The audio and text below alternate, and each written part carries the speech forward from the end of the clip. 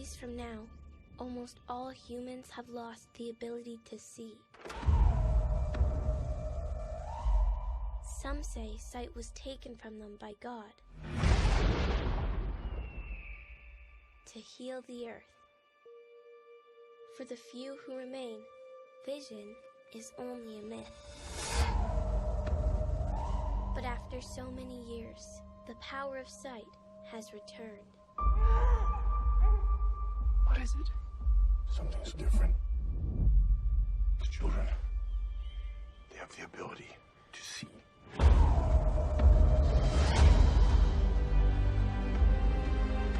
My children, they have a power that we would call magical or evil. We must protect them. For centuries, we feared this day would come. The evil of light once almost destroyed the world. And now it has returned. Find the children who can see and bring them to me.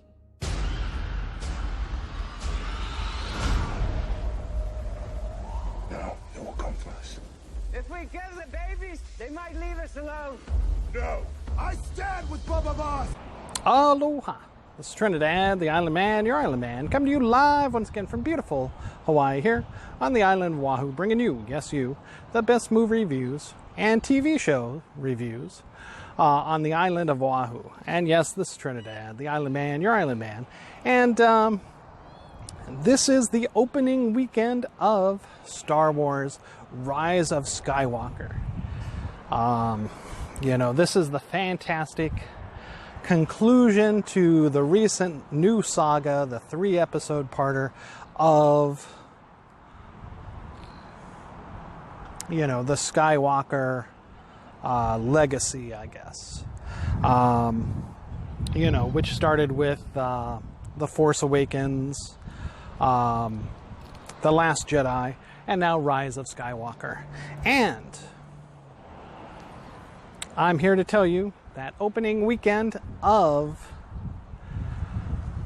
Rise of Skywalker, I'm not watching the movie. No. I really, as you know, did not like The Last Jedi. From what you saw from my review, I gave it a shock, a thumbs down. So I'm not going to go ahead and take a look at it, you know, because I don't want to contribute to the opening box office numbers. However, I will go ahead and see it Monday. You know, and give you my review and thoughts of the movie then, including spoilers. You know, several people have come up to me and they've said, you know, hey, I got my ticket already. When are you going to see it? And I told them Monday, because I'm just not going to see it this opening weekend, because that's how negative I felt towards, you know, The Last Jedi. And whatever those guys, you know, J.J. Abrams plans to go ahead and do to change whatever Rian Johnson had done simply won't be enough in my books. So what am I here to talk to you about? TV shows. There have been 2 incredible television shows, unfortunately both on streaming networks, unfortunately both new streaming networks, you know, both Apple Plus and Disney Plus. You know, I'm going to go ahead and talk to you about Jason Momoa's Apple Plus television show, about 10 episodes, I think, maybe 12 episodes, called See. And then I'm going to go ahead and talk to you about Disney Plus's The Mandalorian, which, you know, I'm sure everybody has seen. Let me just say that I was very surprised with Jason Momoa's performance in this. You know, honestly, I hadn't seen him outside of Justice League, Aquaman, and unfortunately that Conan movie. You know, I guess he's done some other television shows that people say he's been good in, but I haven't seen him. So, you know, I mean, and I didn't hate Aquaman. You know, it was a very good Aquaman. I gave it a shock, a thumbs up. And in there I said Jason Mamoa was much better than he was in Conan, fortunately. So the premise of See on Apple Plus streaming service, is that this is after some years of, I suppose, the apocalypse on Earth, many generations, where a virus has circulated and basically taken away everyone on Earth's vision, where they cannot see anymore. And so, vision is thought to have been a myth and is told in only stories and, kind of folklore, and often seen as witchcraft. Jason Momoa's character plays a chieftain, kind of set in the woods of a, I want to say this was shot, it looks like Seattle, in the foresty areas of Seattle. However, is most likely Canada, Vancouver, Victoria area, more than likely somewhere in British Columbia, where they do these on the cheap. And also have great forests and mountains, which, and terrain, which this takes place in. Jason Mamoa, again, plays this chieftain, basically, who falls in love with a woman who is found out in the wilderness during a snowstorm, or so, stumbles into his village, already pregnant with 2 children. And we come to just basically watch how, when these 2 children are born, Jason Momoa's village is beset by an army of invaders. We find out that these invaders are actually witch hunters from the Queen, looking for witches and such. They go about to stop, basically it's kind of, think of the Salem witch trials, the persecution of New England, and also, maybe during the Dark Ages there in Europe as well. Whereas basically the witch hunters are seeking out these witches and kill anyone in their path, torture basically for information. And even if you're not a witch, if you've, think of withholding the information, you're toast and are killed. So his, which nobody knows why they are invading these witch hunters. And actually it's not known to them, since nobody can see, that they are witch hunters to begin with. But there's an epic battle right off in the first episode, the pilot episode, where they basically fight back the first horde of these witch hunters, only to discover they're witch hunters. Jason Momoa and his army goes back to the village to discuss the matters after buying some time, holding off the first assault, and they decide to run and flee the village, the entire population. They make it to safety and set up roots someplace else where the witch hunters cannot find them.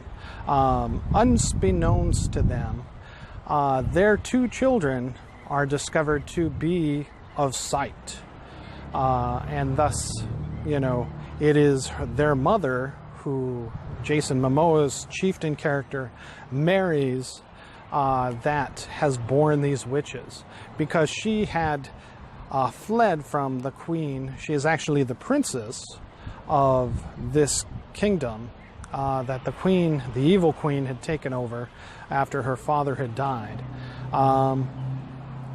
and basically is seeking out, because the princess had left with a man who somehow had sight. And in the quest for this man, the witch hunters come upon this village where she has sought sanctuary from. And so the entire first season, the 10, 12 episodes of C with Jason Momoa pretty much centers around him, his wife, and their 2 children. After the pilot, you see the children grow up, first as small children, and then finally into young adults, teenagers, where they hide their ability to see from the rest of the village to resist persecution.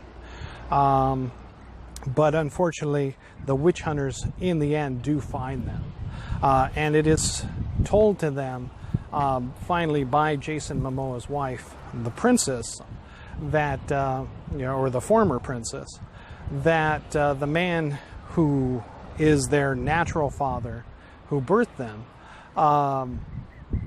could actually see and had left a message for them to come seek him out when they were of age.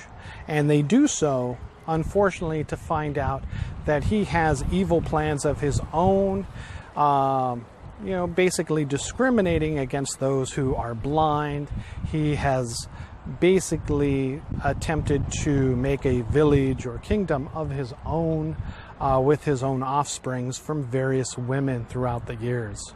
And these 2 from Jason Momoa are just, 2 of the many.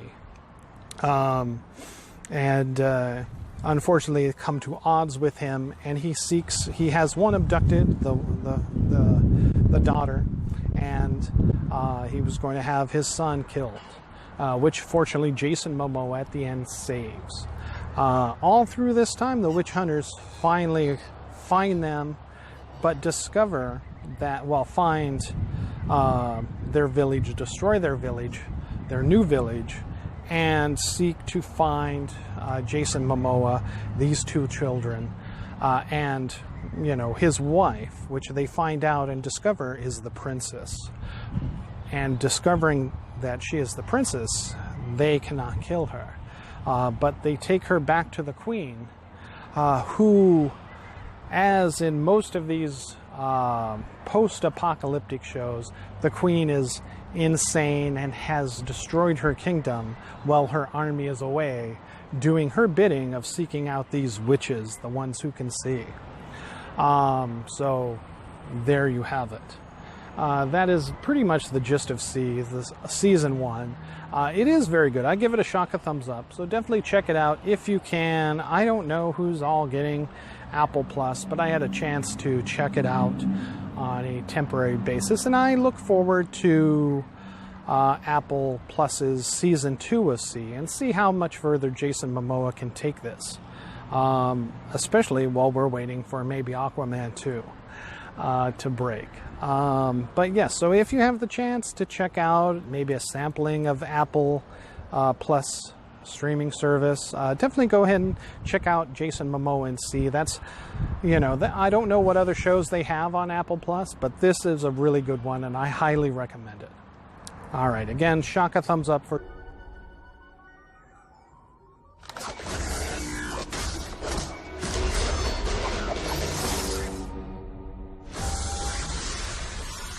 But bounty hunting is a complicated profession.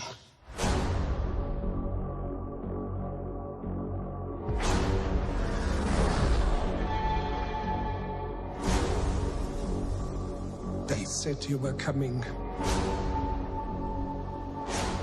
They said you were the best in the parsec. Would you agree?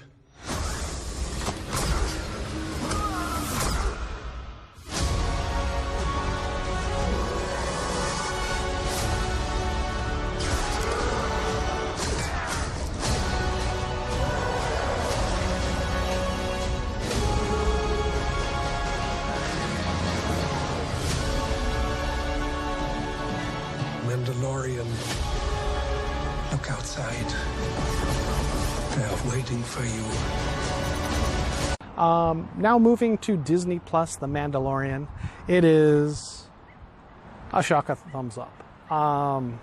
This is like 8 episodes only for the season 1, and it has been renewed for season 2. This stars Pedro Pasquale from Narcos.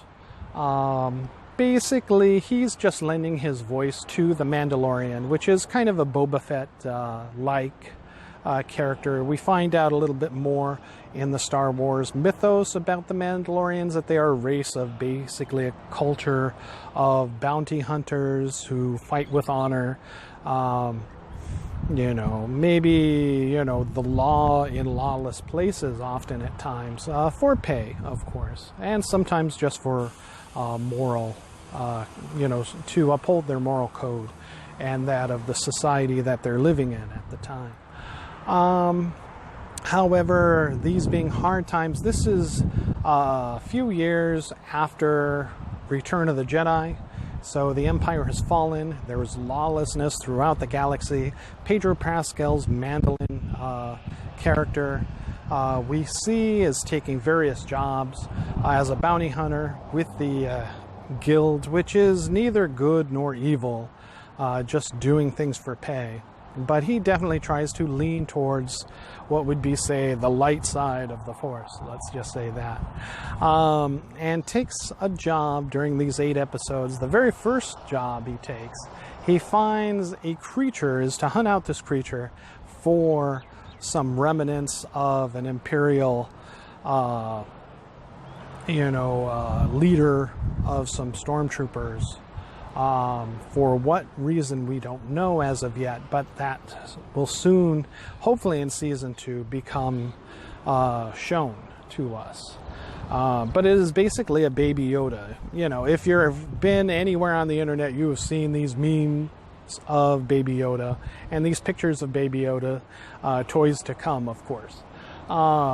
Unfortunately, too late for official toys for Christmas. I don't know what they were thinking, but essentially, so he does save this child, gives him to the Empire, but later, gets all this gold, and later decides to come back and rescue the child, turning in his gold pieces. Well, actually, he keeps the gold, and he rescues. So he rescues the kid from these evil Empire, cronies, and thus is marked for death by the rest of the guild assassins as they are hired to go after him, many of which are his former friends and allies that he had worked with before. This is very much, people have already commented that this is basically a cowboy movie in space, and as such, it has a very Firefly feel to it, which I have noticed, which is a good thing. And coming to think about it, very much like Firefly, this is one man, he doesn't have a crew for his ship. It's a one-man ship, unfortunately, unlike the Firefly crew. But, the evil Empire, again, kind of, what Josh Whedon had looked at for Firefly to go after as well, and find this child, whereas it was...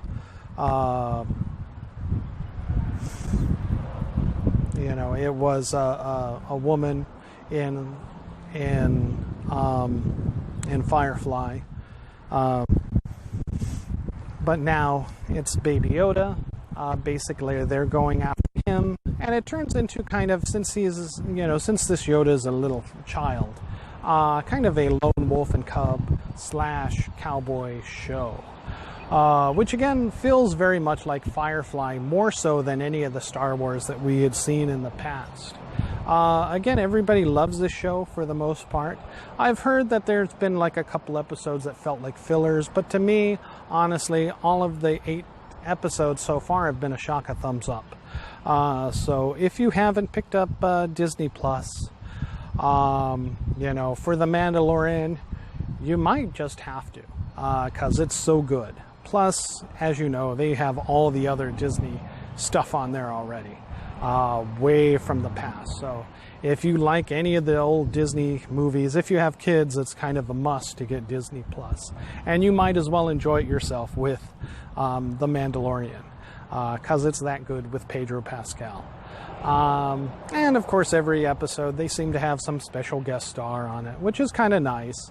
My only regret is that they're a half an hour, but again, this adds to the strength of the show in the fact that, there's very little time to, kind of dance around. So there's no filler, there's no extra fat in the show. It's all lean meat, ready to eat. That 30 minutes straight in the show is pretty good. So, you can't really complain too much about that. And like I said, none of the episodes have felt like filler to me. Each one still gains something. We're either learning something about the galaxy in the midst of, the rebellion taking over and the fall of the Empire. And the Mandalorians, or we're learning something about the Mandalorian himself and his own personal code as well, which maybe we can extrapolate to the rest of the Mandalorians from what little of the other ones that we have seen, mainly within the first and second episodes. But it will be definitely interesting. Again, this has already been renewed for season 2, and I highly recommend checking it out with a shocking thumbs up if you haven't seen it. If you have a friend and borrow his account, definitely check it out, because you might be hooked and get your own account later. But yeah, it's really good. That's about all I have to say for The Mandalorian. I need to spend... I had to spend more time on C just because I don't think people are seeing that since it's just Apple Plus streaming, whereas pretty much everybody already knows about the Disney Plus and the great job The Mandalorian is doing. All right, thank you so much. And this is Trinidad, your island man, the island man, here on Oahu, bringing you the best TV show reviews, or mini movies, basically, since you can, I waited to binge, The Mandalorian, which is why my review is out late for it, along with C. I wanted to see the whole thing to give you a better shape and opinion of it. All right, thank you so much, and aloha.